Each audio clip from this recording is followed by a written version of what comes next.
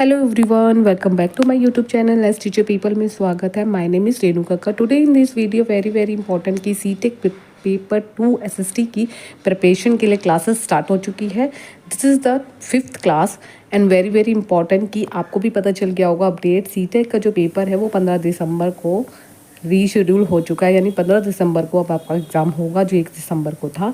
तो आपके लिए कहीं ना कहीं 2 या ढाई महीने आपको आराम से मिल चुके हैं। तो बहुत सारे बच्चे कहीं ना कहीं परेशान थे, प्रेशर में होंगे कि हम एसएसटी को कैसे कवर करेंगे, क्योंकि आपकी हिस्ट्री, ज्योग्राफी और सिविक्स यानी कि पॉलिटी आपको पढ़ना है। तो आपको रेगुलर मैं क्लासेस दे रही हूँ। इसके साथ ही साथ आपकी एक दिन में एक ही क्लास हो पाएगी। हम इसके साथ ही साथ जो हमारा ज्योग्राफी है वो भी स्टार्ट हो चुकी है, जिसमें से मैंने 4 क्लासेस आपको दे चुकी हूँ। अब नेक्स्ट क्लास जो आएगी परिमंडल, पृथ्वी के परिमंडल पर आएगी, वो जल्दी ही मिलेगी। एंड देन इसके साथ थोड़ा थोड़ा हम आपका जो मैथ्स है पेपर 1 के लिए मैथ्स और सीडीपी वो भी हम पढ़ते जाएंगे। उसके कुछ टॉपिक्स है, मैं आपको बताऊंगी किस में कितने नंबर के, 1 नंबर का आता है या 2 नंबर का आता है। वही टॉपिक मैं लूँगी और वही टॉपिक मैं आपको पढ़ाऊंगी, क्योंकि इससे आपको पता चल जाएगा कि अगर ये टॉपिक पढ़ोगे तो आपके 100% 1 या 2 नंबर आएंगे ही आएंगे। ठीक है, इसलिए मैं उसी तरीके से आपको हिंदी भी ऐसी पढ़ाऊंगी और इंग्लिश भी ऐसी ही पढ़ाऊंगी, यानी कि इंग्लिश पैडालॉजी और प्लस आपकी हिंदी पैडालॉजी। तो इसलिए इसके लिए थोड़ा सा वेट करिए। अभी आज हम स्टार्ट करते हैं। ये हिस्ट्री की जो क्लासेस मेरे को पता है कि स्टार्ट करना बहुत ज़रूरी है। ये क्लास 6 की है, हिस्ट्री की चैप्टर नंबर 5। तो स्टार्ट करते हैं विदाउट टाइम ना वेस्ट करते हैं। अगर चैनल पे फर्स्ट टाइम है तो चैनल को लाइक शेयर सब्सक्राइब करना ना भूलिए। ठीक है, सबसे पहला है कि इसमें इस अध्याय में, इस पार्ट में हमें बताया गया कि राजा, राज्य और उसकी प्राचीन गणराज्य क्या होते हैं, है ना। ये आपने हमेशा पढ़ते ही आ रहे हैं हिस्ट्री। इसमें से हम थोड़ा सा डिटेल में जानते हैं। सबसे पहला लिखा हुआ है जो मोस्ट इम्पॉर्टेंट है कि कुछ लोग शासक कैसे बने। शासक मतलब राज्य कैसे किया, फिर उसकी प्रजा कैसे बनी, फिर उन्होंने क्या क्या, किस तरीके से मतदान होते थे, किस तरीके से लोग मतदान करते थे। ये तो सारी चीज़ें हमें बहुत पहले से ही पता आ रही है। तो अब हम चलते हैं प्रीवियस ईयर में। ठीक है, 500 यानी कि 50 साल पहले हमने शासकों का चुनाव और मतदान के जरिए करते आ रहे हैं। लेकिन बहुत से लोग कैसे शासक बने, 4 अध्याय में हमने पढ़ा था कि कुछ शासक ऐसे होते थे कि जिन्हें जो राजा होता था वो राजा को कि ना तो उसकी सेनाएं होती थी, एक यज्ञ करना पड़ता था ना, मतलब उसके जो आगे जनरेशन थी यानी कि उनका बेटा था वो भी राजा नहीं बनता था। तो पहले ऐसा था। तो उन राजा को कुछ राजा के जन यानी लोगों के द्वारा चुने जाते थे, कुछ आम जनता जो हमारे आसपास प्रजा होती थी उनके द्वारा चुने जाते थे। परंतु 3000 साल पहले राजा बनने की प्रक्रिया में कुछ परिवर्तन आया। क्या परिवर्तन आया? कुछ लोग बड़े बड़े यज्ञों को आयोजित कर राजा के रूप में प्रतिष्ठित होने लगे। राजा मतलब कि यज्ञ करना और उसमें पार्टिसिपेट करना, भागीदारी करना। तो कहीं ना कहीं ये उनको इसलिए करना क्योंकि वो एक योद्धा बन गए। राजा कब बनता है? जब उसके पास बहुत सारी शक्तिशाली चीज़ें होती हैं, प्रजा होती है, यानी उसके पास अपना यज्ञ करने की ताकत होती है। शासक ऐसे नहीं बनते। तो ये यज्ञ किया है ना, ये यज्ञ वेरी इंपॉर्टेंट है। ये हर एग्जाम में स्टेटमेंट में पूछ लेती है। ध्यान से समझना है। इसको अश्वमेध यज्ञ कहते हैं। यह यज्ञ एक ऐसा ही आयोजन था जिसमें एक घोड़े को राजा के लोगों की देखरेख के स्वतंत्र विचरण मतलब होता है छोड़ दिया जाए। एक घोड़ा पाला है राजा ने और उस घोड़े को इधर उधर घूमने के लिए छोड़ दिया जाता था। ठीक है, इस घोड़े को किसी दूसरे राजा ने रोका तो यह अश्वयज्ञ करने वाले राजा से लड़ाई करनी पड़ती थी। यानी कि मान लीजिए मैं एक राजा हूँ, सपोज एग्जाम्पल फॉर कि मैं एक राजा हूँ, राजा मेरे पास एक घोड़ा है और घोड़े को मैंने यहीं छोड़ दिया विचरण करने के लिए। अब कोई दूसरा राजा है, दूसरे स्टेट का राजा है। अब वो राजा क्या करेगा? वो एक स्टेट से दूसरे स्टेट में उसने अगर वो यज्ञ कर रहा है, मैं राजा हूँ तो मैं यज्ञ कर रहा हूँ और मेरा घोड़ा ऐसे ही घूम रहा है यानी कि विचरण कर रहा है, और आसपास के जो राजा आए हैं मेरे यज्ञ में, अगर उसने इसको रोका तो क्या होगा उसके बारे में बोला। अगर उन्होंने घोड़े को जाने दिया तो इसका मतलब है कि वो राजा जो है वो शक्तिशाली राजा नहीं है, वो एक ठीक ठाक राजा है। मतलब कहने का है कि वो उस चीज़ को अपने आप को शक्तिशाली क्यों मानते हैं। जब एक राजा दूसरे राजा को कब शक्ति माने? जब उसकी भी सेनाएं होंगी, उसके पास धन दौलत ज़्यादा होगी, तो ये शक्ति ज़्यादा होगी, इसके पास ताकत ज़्यादा होगी। तो अश्वमेध करने वाला राजा उससे ज़्यादा शक्तिशाली था। यही बात बोल रही थी मैं आपको। इसके बाद उन राजाओं को यज्ञ में आमंत्रित किया गया। आमंत्रित मतलब इनविटेशन दिया गया कि उन सब राजाओं को, ठीक है। अब यह यज्ञ प्रतिष्ठित विशिष्ट मतलब बहुत ही ज़्यादा ज्ञानी होते हैं, पुरोहित यानी ब्राह्मण होते हैं, वो संपन्न कराते हैं। इसके लिए उन्हें उपहार में सम्मानित किया जाता है, उपहार भी दिया जाता है, यानी कुछ गिफ्ट दिए जाते हैं। अश्वमेध करने वाला राजा बहुत ही शक्तिशाली माना जाता है।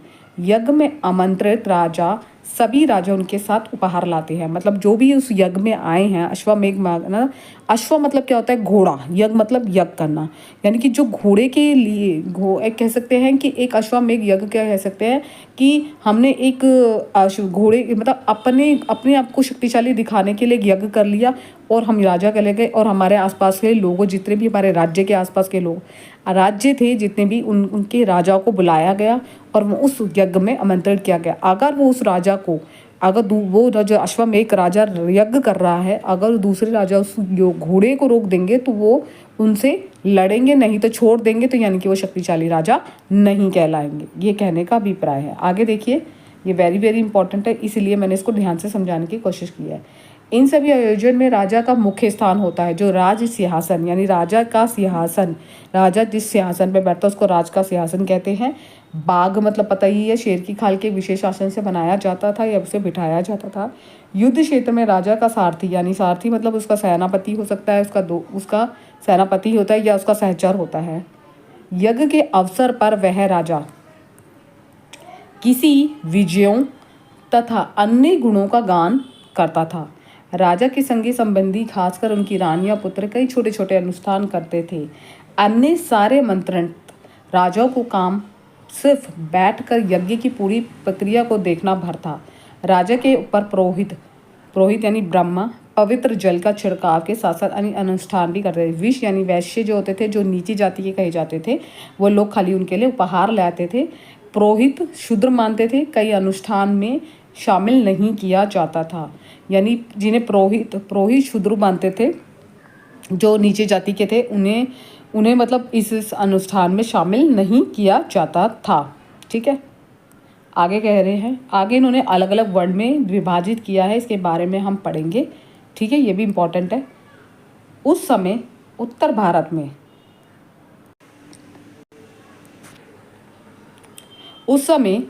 भारत में खासकर गंगा यमुना क्षेत्र और कई ऐसे ग्रंथ रचे।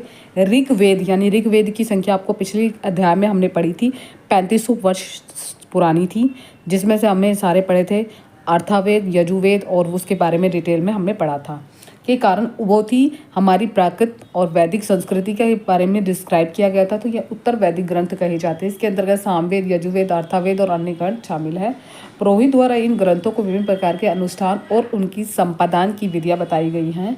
सामाजिक नियमों के बारे में भी बताया गया है। उस समय समाज में कई समूह थे, जैसे पुरोहित, योद्धा, कृषि, पशुपालक, व्यापारी, व्यापार करता था यानी बिजनेसमैन, शिल्पकार, श्रमिक, मछली पकड़ने वाला, जंगल में रहने वाले आदि शामिल थे। जहाँ कुछ पुरोहित और योद्धा वैभवशाली थे, मतलब बहुत अच्छे खासी उनके पास पैसा था, तो कुछ किसान जो थे और व्यापारी थे तो धनवान थे। दूसरी ओर पशुपालक जो थे, पशुओं को पालते थे, चित्रकारी करते थे। श्रमिक आपका श्रम करते, मेहनत करके कमाने वाले, मछली पकड़ने वाले, शिकारी, शिकार और भोजन को इकट्ठा करने वाले लोग कैसे थे, निर्धन थे, मतलब उनके पास इतनी धन संपदा नहीं थे। वर्ण को इनको 4 भागों में विभाजित किया गया है। पुरोहित ने लोगों को 4 भागों में, यानी कि लोगों को अलग अलग 4 भागों में विभाजित किया गया। प्रत्येक वर्ण के अलग अलग कार्य होते थे। पहला जो होता था, ब्राह्मण होते थे, उनका काम वेदों का अध्ययन और अध्याय करना और यज्ञ करना जैसा था, और उन्हें उपहार मिलते थे। दूसरे शासक थे, जिन्हें क्षत्रिय कहा जाता था, उनका काम था युद्ध करना और लोगों की रक्षा करना। तीसरा विष वैश्य, जिसे कृषि, पशुपालक और व्यापारी थे। क्षत्रिय वैश्य दोनों ही यज्ञ करने का अधिकार प्राप्त था। वर्णों में अंतिम स्थान शूद्रों का था, जो काम किन्हीं अन्य तीनों लोगों की सेवा करते थे। कोई अनुष्ठान करने का अधिकार नहीं था। औरतों को भी शूद्रों के समान माना गया। महिलाओं शूद्रों को वेदों का अध्ययन करने का अधिकार उस समय नहीं दिया गया था। तो इसके बारे में आपको पता चल गया। आगे पढ़ते हैं कि इनके और क्या कार्य थे। पुरोहित के अनुसार सभी वर्णों का निर्धारण जन्म के आधार पर हुआ है। उदाहरण के तौर पर ब्राह्मण माता पिता की संतान ब्राह्मण ही होती थी। बाद में कुछ लोग अछूत माना गया था। अछूत वर्गों को कुछ शिल्पकार और शिकारी, भोजन संग्रह शामिल थे। साथ ही इनमें वे लोग भी आते थे जो शवों को दफनाने और जलाने का काम करते।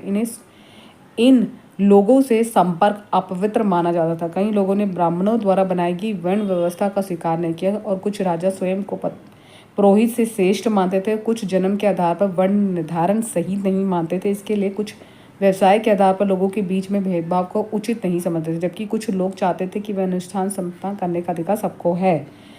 कई लोगों ने छुआछूत की आलोचना करी और इस उत्तर यानी कि उपमहाद्वीप के पूर्वी क्षेत्र में कई इलाकों में सामाजिक आर्थिक असमानता कम थी। यहाँ पुरोहित का प्रभाव बहुत ही सीमित था। सीमित मतलब उन्होंने इन चीज़ों को नहीं माना। अब जनपद क्या होते थे, है ना, उस समय के जनपद के बारे में बताते हैं कि जनपद वो होते हैं कि जो महायज्ञों को करने के लिए राजा एक जन के राजा ना होकर जनपदों के राजा माने जाते हैं। जनपद शब्द का अर्थ है जन के बसने की जगह होती है। कुछ जनपद मानचित्र में दिखाए गए हैं। पुरातत्वविद ने इन जनपदों की कई बस्तियों की खुदाई की है। दिल्ली में पुराना किला, उत्तर प्रदेश में मेरठ के पास हसनापुर और एटा के पास अतरंजी खेरा इससे प्रमुख है। खुदाई से पता चलता है कि लोग झोपड़ी में रहते थे, मवेशी और अन्य जानवरों को पालते थे। वे चावल, गेहूं, धान, जौ, गन्ना, तिल, सरसों आदि फसलें उगाते थे। आगे के कह रहे हैं वो क्या करते थे जनपद के लोग मिट्टी के बर्तन बनाते थे। कुछ धूसर और कुछ लाल रंग के थे। पुरातत्व में कुछ विशेष प्रकार के बर्तन मिले जिसे चित्री धूसर पात्र के नाम से जाना जाता है। वेरी वेरी इंपॉर्टेंट है। जैसा कि इनमें से कुछ नाम स्पष्ट है कि बर्तनों पर चित्रकारी की गई। आमतौर पर ये सरल, रेखीले और जमैती आकृति के में होते थे। ये चित्र ये दे रखा है, तो यहाँ पे इस तरीके की चित्र बनाया जाता था जिसमें एक सरल रेखाओं की तरह डिज़ाइन बना के उसमें चित्रकारी कर दी जाती थी। ठीक है, आगे है महाजनपद, जो जन से भी बड़ा महाजन। 2500 साल पहले जनपद अधिक शक्तिशाली बन गए तो इन्हें महाजनपद का पद दे दिया गया। अधिकतर महाजन की राजधानी एक ही होती थी। कई राजधानियों में कई किले बंद किए गए थे। चारों ओर लकड़ी, ईंट, पत्थर की ऊंची ऊंची दीवारें बनाई गई थी।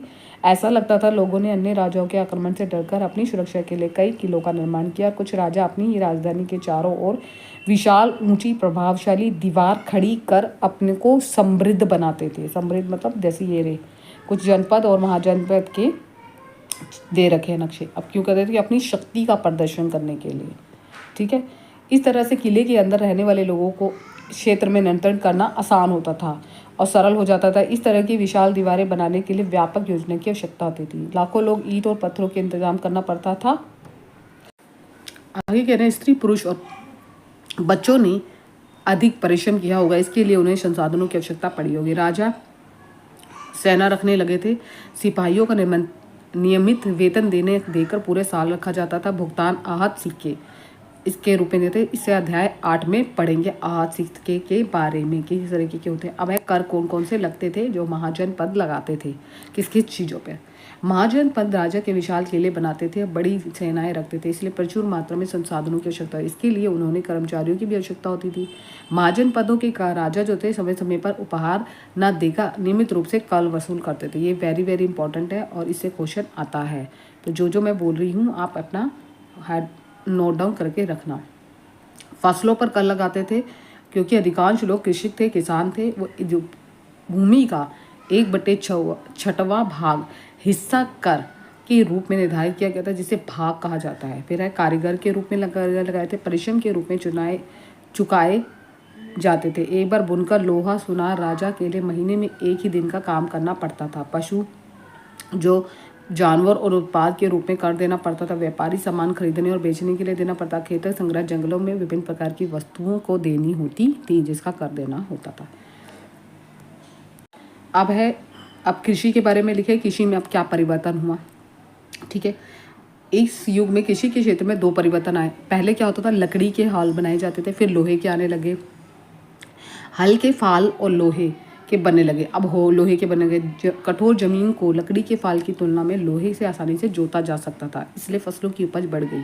दूसरे लोग धान के पौधों का रोपण किया तथा खेतों में बीज छिड़कर धान उपजाने के लिए बजाय धान की पौध तैयार कर उनका रोपण किया गया। अब पहले की तुलना में बहुत ज़्यादा लोग क्या हो गए, जीवित रह जाते थे, इसलिए पैदावार भी ज़्यादा होने लगी। कमर तोड़ परिश्रम था। ज़्यादातर लोग दास दासी और भूमिहीन खेतीहर कमकार करने लगे। यानी कि इनकी पहचान बता रखी है कि कौन दास और दासी बन गए, कोई भूमिहीन बन गए, कौन कृषक बन गए। ये परिवर्तन हुआ। आगे है मगध में एक देखा है, सूक्ष्म निरीक्षण करते हैं मगध के बारे में। मगध लगभग 200 साल भीतर सबसे पुराना जनपद माना जाता है, जो गंगा, सोन नदी आदि नदियों से होकर बहती है। यातायात और जल वितरण और जमीन को उपजाऊ बनाने के लिए बहुत महत्वपूर्ण है। मगध का एक हिस्सा जंगलों से भरा था। इन जंगलों में रहने वाले हथियारों को हाथियों को पकड़कर उनको प्रशिक्षण कर सेना में काम में लाया जाता था। यही नहीं, जंगलों में घर, गाड़ियां, रथ बनाने के लिए लकड़ी मिलती थी। इसके अलावा लोहों, अस्त्र की खदानें थी। मजबूत औजार और हथियार बनाने के लिए ये सब उपयोगी थे। आगे कह रहे हैं, मगध में 2 शक्तिशाली राजा होते थे। शक्तिशाली राजा बिंबिसार और अजातशत्रु। ठीक है, दोनों ही जनपद जीतने के लिए हर संभव साधन अपनाते थे। महापद्म नद एक महत्वपूर्ण शासक था उन्होंने अपना नियंत्रण इस क्षेत्र में उपमहाद्वीप उत्तर पश्चिम भाग तक फैला लिया था। बिहार में राजगृह यानी राजगीर कई सालों तक मगध की राजधानी बनी, फिर बाद में पाटलिपुत्र यानी आज पटना का राजधानी बनाया गया है। 2300 साल पहले की बात है। मेसिडोनियाना का राजा सिकंदर था, विश्व विजय प्राप्त करना चाहता था। पूरी तरह सफलता ना पाने पर मिस्र और पश्चिमी एशिया के कुछ राज्यों को जीतना चाहता था और भारतीय उपमहाद्वीप में व्यास नदी के पास तक पहुंचा। जब उसने मगध की ओर कूच किया ना चाहा तो सिपाहियों ने इनकार कर दिया और वह संभवतः है भारत के शासक। पैदल रथ यात्रा और हाथियों की बहुत सेना थी उसके पास। आगे कह रहे हैं, इसके बारे में इतना ही बताया। वंजी एक दूसरी जगह है जिसको हम कहते हैं शक्तिशाली क्या है हमारा जनपद है। इसके बारे में भी पढ़ते हैं। मगध एक शक्तिशाली राज्य बन गया था जिसके नज़दीक वंजी राज्य राजधानी विशाली बिहार थी। एक अलग किस्म की शासन व्यवस्था जिसे गणीय संघ कहते हैं। गणीय संघ उसे कहते हैं जहाँ पे कई सदस्यों वाले समूह के लिए किया जाता है और संघ उसे कहते हैं जो संगठन और एक सभा होती है। संघ में कई शासक होते हैं। कभी कभी लोग एक साथ शासन करते हैं। प्रत्येक व्यक्ति राजा कहलाता है। जब ये सभी राजाएं विभिन्न अनुष्ठान के साथ एक साथ संपन्न करते हैं। सभाओं में बैठकर ये बातचीत और बहस और वाद विवाद करते हैं। क्या करना है, क्या नहीं करना है, किस तरीके से शत्रुओं के निपटने के लिए हमें क्या क्या इंतजाम करने चाहिए, उस पर चर्चा करते हैं। स्त्री, दास और कर्मकार इसमें हिस्सा नहीं लेते हैं। बुद्ध और महावीर के बारे में अध्याय 2 में पढ़ेंगे जो गण और संघ से संबंधित थे। बौद्ध साहित्य में संघ के जीवन का बहुत ही सजीव वर्णन मिलता है। ठीक है, ये वंजी संहिताएं दीन निकाय से लिया गया है। ये एक नोट दे रखा है। दीन निकाय एक बौद्ध धर्म ग्रंथ है जिसे बुद्ध के कई व्याख्यान दिए 2300 साल पहले लिखा गया था। इसके बारे में ध्यान रखना। अजातशत्रु के बारे में बता रखा है। तो उन्होंने क्या क्या नियम दिए थे, किस किस तरीके से वंजी को अपनाया था। उन्होंने पूरे नियम, सभा में रहेंगे, आपस में मिलजुल कर रहेंगे, पारंपरिक नियमों का पालन करेंगे, बड़ों का सम्मान, आदर सम्मान और बातों का ध्यान रखेंगे। तो ये इंपॉर्टेंट था, तो बताइए। आगे लिखा कि वंजी महिलाओं में जोर जबरदस्ती नहीं किया जाएगा, बंधक नहीं बनाया जाएगा, चैतन्य शहरों और में चैत्यों का रखरखाव किया जाएगा, मतलबियों संतों का सम्मान किया, आने जाने पर रोक नहीं की जाएगी। तो ये प्रकार के वंजी ने उन्होंने रूल एंड रेगुलेशन दिए थे। कई शक्तिशाली राजाओं ने इन संघों को जीतना चाहते थे, लेकिन इसके बावजूद भी उनका राज्य अब तक 1500 साल तक चलता रहा। बाद में इन्होंने गुप्त राजा यानी गण और चंद पर विजय प्राप्त करके अपना राज्य स्थान किया, जो अध्याय 10 में हम पढ़ेंगे। ठीक, ये चैप्टर में हमने ऑलमोस्ट सारी चीज़ें पढ़ ली हैं। इसमें मेन था जनपद और महाजनपद, और फिर एक वंजी पढ़ा और मगध के बारे में पढ़ा। स्टार्टिंग में मैंने अश्वमेध के बारे में बताया और एक किसान के परिवर्तनों के बारे में बताना। तो इस तरीके से आपको भी पढ़ना पड़ेगा और हर एक पॉइंट्स को नोट करके नोट्स बना सकते हो। अगर इनकेस आप स्टूडेंट्स हैं, आपके पास टाइम नहीं है, आप ऑलरेडी ग्रेजुएशन कर रहे हैं या आपका 12th पास हुई, अभी आप ग्रेजुएशन में पार्ट लिया, फर्स्ट ईयर में है, सेकंड सेमेस्टर में है, थर्ड में है, जिसमें भी है, आपके पास टाइम नहीं है, लिमिटेड टाइम है, हाउसवाइफ है, तो आप मेरे नोट्स ले सकते हैं। अभी फ़िलहाल के लिए बाइलिंगुअल मिल चुके हैं। बाइलिंगुअल मतलब आपके बाइलिंगुअल नोट्स यानी कि हिस्ट्री के नोट्स रेडी हो चुके हैं। अगर आप लेना चाहते हैं तो मुझे नंबर दूंगी, व्हाट्सअप नंबर, वहाँ पे मुझे मैसेज कीजिए एंड देन दोनों वीडियो में आपको डेमो भी दिखा दूंगी। डेमो देख के आप इंटरेस्टेड है तो ले सकते हैं। आज की वीडियो में इतना ही। मिलते हैं नेक्स्ट वीडियो में नेक्स्ट टॉपिक के साथ। Bye bye, take care, thank you so much, have a nice day.